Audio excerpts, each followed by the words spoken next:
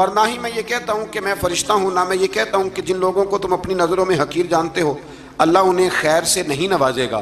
فرمایا یہ ٹھیک ہے کہ اللہ بشروں میں سے رسول بناتا ہے، پر جسے بناتا ہے پھر اسے بڑی شانیں عطا فرماتا ہے۔ پہلے دن سے انسان کا یہ مسئلہ ہے، پہلے دن سے انسان کا یہ مسئلہ ہے کہ وہ کہتا ہے میں انسان سے ہدایت حاصل کروں، لیکن رب نے بھی قانون بنایا ہے کہ اللہ تبارک و تعالیٰ بندے پر ہی وحی فرماتا ہے۔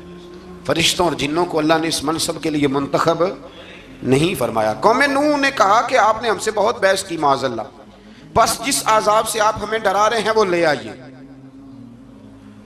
تو نوح علیہ السلام نے کہا کہ اللہ چاہے گا تو تم پر عذاب بھی آئے جائے گا۔ آیت نمبر 37 سے 47 میں بتایا کہ اللہ تعالیٰ کی طرف سے نوح علیہ السلام کو حکم ہوا کہ ہماری نگرانی میں اور ہماری وحی کے مطابق آپ کشتی بنائیے اور ظالموں کے بارے میں ہم سے کوئی بات نہ کریں۔ حضرت نوح کی خواہش تھی کہ یا اللہ انہیں بھی معاف کر دے، فرمایا یہ ظالم ہے۔